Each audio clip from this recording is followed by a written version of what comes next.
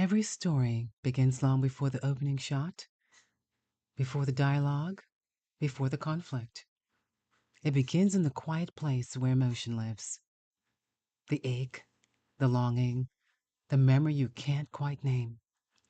Welcome to Backstory Movies, a space for people who don't just watch films, they feel them, who listen for the silence between lines, who notice the way a character breathes when they're holding back the truth, who understand that sometimes the most powerful moments are the ones that never fully happen.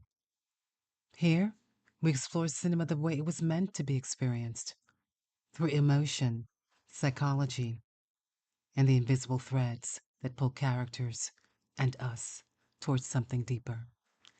If you've ever walked out of a movie carrying a feeling you just couldn't shake, you're in the right place. This is Backstory Movies, where every frame has a heartbeat and every story has a soul. Hello, everybody. Glad that you can join me for another episode of Backstory Psychology with your host, a creative expression, also known as Annette. Are you ready for another magical, I call it, study on movies and how movies are truly magical? Movies have a way of invading our lives, but for good reason. Sometimes movies invade our lives when we least expect it and when we most need it. And that's the beauty of movies, because they are designed to speak to us. When we'd rather not read a book, we'd watch a TV show or a movie. And it is then where the movie meets our life. Or is it our life that meets the movie? But either way, it changes our life. It transforms us into something different before we ever looked at that movie. That's what movies do.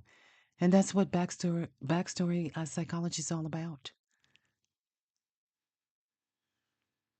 It's intention, intended to create something in you that moves you, that gives you insight, that speaks to you, and hopefully transforms you. But again, that's a choice, your choice. So let's get into this episode. The Big Short. I don't know if you've seen it, but we're going to discuss it right now. We're going to disseminate it and take it apart. Because The Big Short is a movie of the psychology no one saw coming. Everything looks stable. The markets were calm. The world felt predictable. And that's exactly why no one saw the collapse coming. Because the moment before a financial crisis, if you've ever noticed, it always feels like safety. But that's the thing about human beings. We don't fear volatility. We fear uncertainty. And when things look stable, our financial decision making becomes emotional instead of rational. We stop analyzing risk. We stop questioning patterns. And we stop paying attention. So guess what? We trust the illusion. And The Big Short captures the illusion better than almost any film ever made. Why? Not because of the crash itself, but the financial psychology that made the crash inevitable. It was a sequence of things: the biases, the blind spots, the emotional comfort that kept everyone invested in a system that was already collapsing. So today, I want to walk you through the psychology of money that sits beneath this film. But not as an economist, because I'm not, but as someone who has lived through my own quiet collapses. Because the truth is, The same emotional patterns that broke the housing market are the patterns that break our financial habits too. And once you understand those patterns, you can change your financial behavior, your wealth identity, your identity, and your entire relationship with money. So what is normalcy bias? Which happens to be the most expensive financial habit in the world. Before the crash, everything looked normal, too normal. And that illusion, that sense of everything is fine, is the real story of The Big Short. The danger wasn't the housing market. The danger was normalcy bias, one of those destructive forces that not only happens in financial decision making, but in our everyday lives. Normalcy bias is the belief that because something hasn't gone wrong yet, it never will.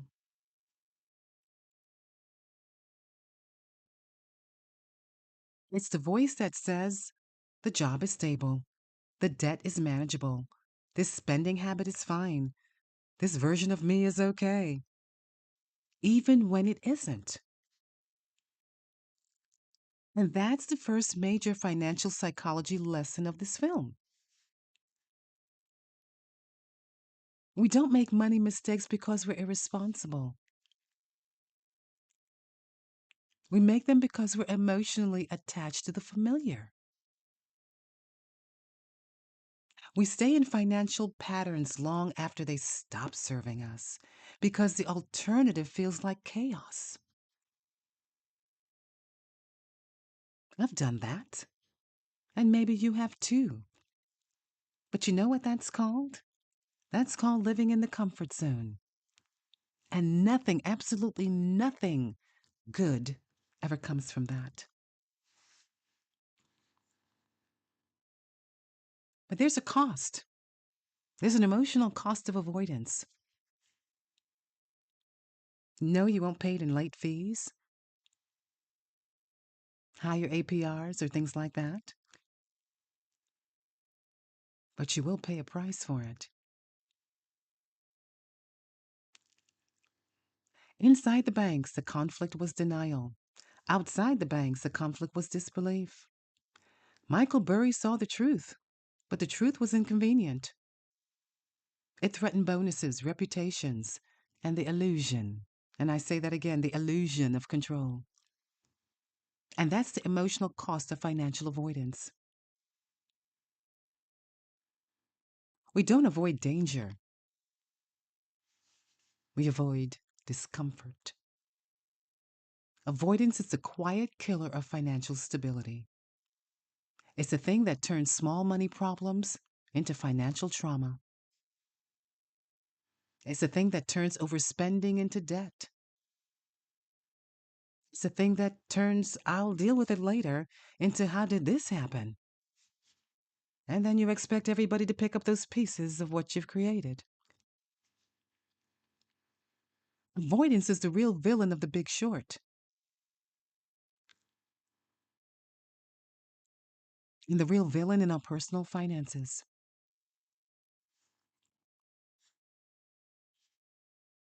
But there is a turning point when truth becomes more expensive than illusion. There's a moment in the film where Burry is staring at the data, and you can feel the weight of it. He's not excited. He's not triumphant. He's terrified. Because truth isn't empowering at first.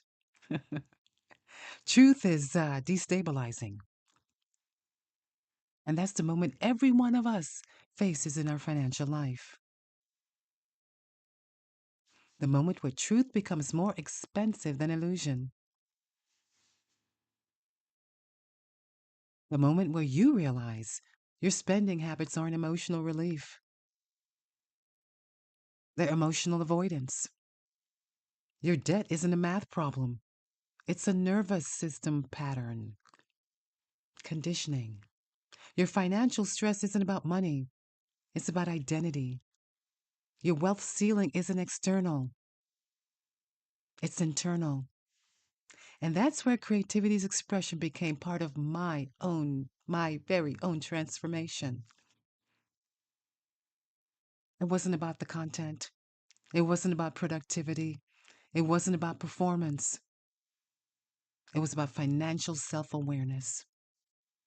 I became aware. It became the place where I could explore the emotional patterns behind my money behavior, the scarcity wiring, the avoidance cycles, the identity wounds that shape my financial decisions. It became the place where I learned that financial literacy begins with emotional literacy. Because the thing is, you can't change your financial life until you understand the emotional architecture beneath it.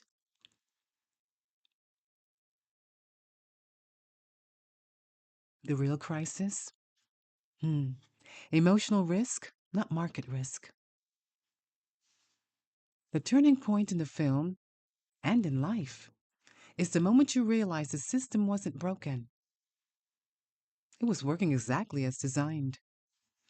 And the same is true for your financial patterns, your spending habits, your saving habits, your avoidance habits, your scarcity habits. They're not failures, they're adaptations.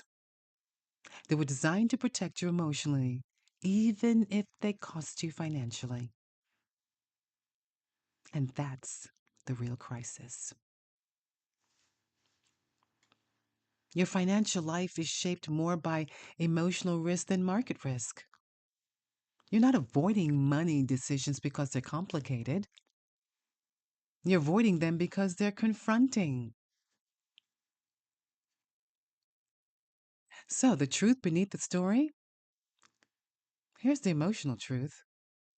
People don't avoid financial danger, they avoid financial discomfort. And here's the psychological truth. We cling to illusions because they protect our identity. But here's the real world truth. Now, listen to this. Your financial life changes the moment you stop choosing comfort over clarity. That's the moment the collapse stops being inevitable. You have just stopped the implosion. So, what does this mean for you? I'm sure you're wondering. Your crash moments don't come out of nowhere. They've been underlying like a volcano waiting to erupt eventually. But every time you avoid it, it starts to build and continues to build over time until you're ready to confront it. And once you understand the emotional patterns behind your financial decision making, you can rewrite, oh, yes, you can, your entire wealth identity, which is ultimately your identity. So before we close, if you want more cinematic psychological breakdowns like this, I encourage you to check out my publication at backstorymovies.com. Do I need to repeat that again? Backstorymovies.com? But the thing is, the world doesn't fall apart all at once. It falls apart quietly, while everyone insists everything is fine. And your financial life works the same way. But the moment, it's in that moment, you choose clarity over comfort, there's a shift. That's the moment your story changes. Thank you for listening. Some stories end, but the ones that matter don't. They echo in the quiet moments, the late night thoughts, the places where your own memories rise to meet them. That's what we explore here at Backstory Movies. Not just what a film shows, but what it stirs, the longing, the almost, the ache that stays long after the credits fade. If something in today's episode stayed with you, a scene, a feeling, a question, follow that thread. There's more waiting for you. Visit BackstoryMovies.com for deeper dives, cinematic guides, and stories that make you feel something real. Until next time, keep watching closely, keep feeling deeply, and remember, the best stories don't end. They begin again with you.